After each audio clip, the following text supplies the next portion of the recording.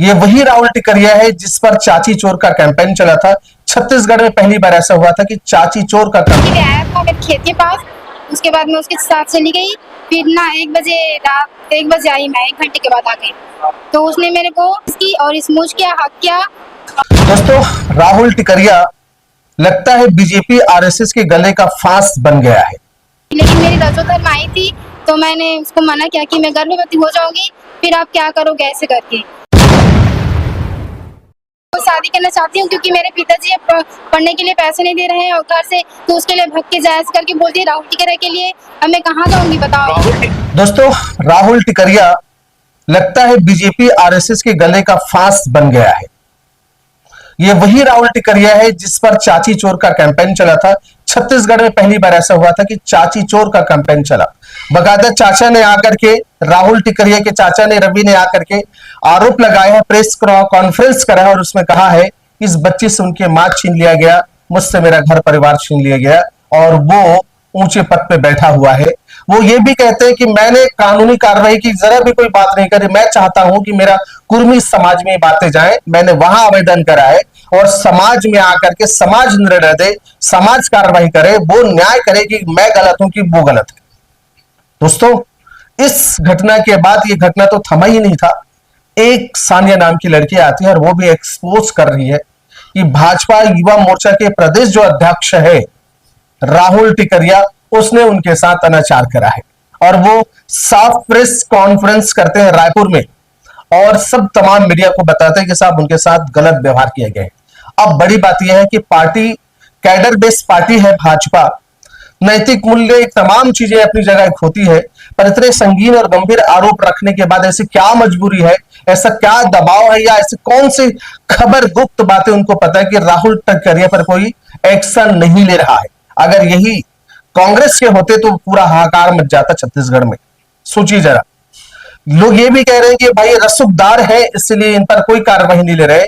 कुछ उनके चाहते कहते हैं कि भाई ये गलत आरोप है। अगर गलत आरोप है तो जांच का विषय है। फिलहाल आप पर तो संगीन गंभीर आरोप तो लग गए ना।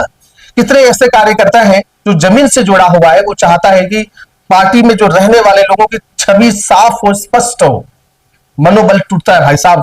कितने लोगों के कहते फिरोगे कि ये साजिश है। अगर साजिश है तो जांच कराएं, लेकिन ऐसी क्या मजबूरी है कि जिस पर रंगीन संगीन आरोप लग रहे हैं वो बड़े बड़े पद पर सुशोभित हो रहे हैं। चुप है आरएसएस, चुप है बड़े नेता भाजपा के।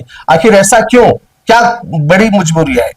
राहुल टिकरिया पर क्या क्या आरोप लगते हैं आप वीडियो में जरूर देखिए। वो महिला और खुद राहुल टिकरिया के चाचा आके आरोप लगा रहे हैं कि उन्होंने क्या कुछ करा और ये लड़की के साथ क्या कुछ हुआ है। लेकिन जब मैं कक्षा 10 में पढ़ी थी तो राहुल टिकरिया आए थे ऐसे निरीक्षण के लिए। उस समय लाउड स्पीकर से रिलेटेड कुछ बात करना है ऐसे करके, तो हम लोग बात किए थे कि हाँ भैया आवाज ज्यादा है, पढ़ाई में समस्या हो रही है ऐसे करके।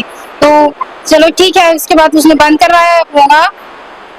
उसके बाद होली का समय चल रहा था, उसने टर्बन लगाया था, तो टर्बन नाइस है सर ऐसे करके मैंने बोला, तो थैंक यू सानिया ऐसे करके बोली। फिर वो रात में मेरे को परेशान कर रहा था कि फोटो भेजो सानिया ऐसे करके। तो मैं आपको जानती नहीं हूँ अच्छे से, तो फोटो क्यों भेजूंगी ऐसे करके। तो मेरे पास विश्वास नहीं है सानिया ऐसे करके बोली। तो विश्वास तो है सर ऐसे करके मैंने बोला। तो फिर वो बोले कि कब मिलना चाहती हो ऐसे करके। तो ये रोज रोज रात में क्यों परेशान करता है, चलो तो आज मैसेज करके देखती हूँ ऐसे करके मैं मैसेज की रात में, ठीक है 11 बजे।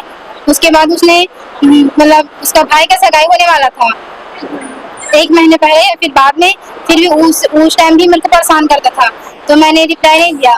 फिर मैंने 5 जून को नहीं 5 अप्रैल को मैंने मिलने के लिए गई थी 12 बजे। तो उसने वहाँ मेरे को लेने के लिए आया था मेरे खेत के पास। उसके बाद मैं उसके साथ चली गई।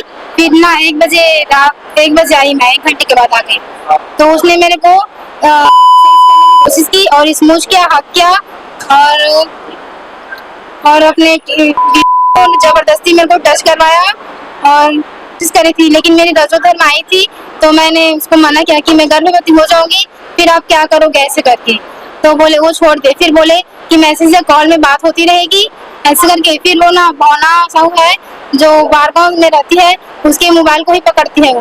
फिर उसमें मैं मैसेज की कि ज्योति टिकरिया है उसके साथ आपका अफेयर चल रहा था, फिर मेरे को प्यार में क्यों धोखा दिया, जब एक है तो मेरे को क्यों अपनी गर्लफ्रेंड बनाई ऐसे करके। तो बोले कि ये सब झूठ है, जैसे कि प्रधानमंत्री अच्छा कार्य करता है फिर भी लोग उसे गाली देते हैं। उसी प्रकार उसने चरितार्थ किया, प्रलोभन दिया राहुल टिकैत ने, फिर बोले कि ये सब झूठ है ऐसे करके। अब क्या चाहती हैं आप? मैं अब शादी करना चाहती हूँ क्योंकि मेरे पिताजी अब पढ़ने के लिए पैसे नहीं दे रहे हैं और घर से, तो उसके लिए भग के जाए ऐसे करके बोलती है राहुल टिकैत के लिए। अब मैं कहाँ जाऊंगी बताओ। राहुल टिकैत ने कभी वादा किया था कि आपसे शादी करूंगा? हाँ बोला था, कार में बैठे ना तो बोला था।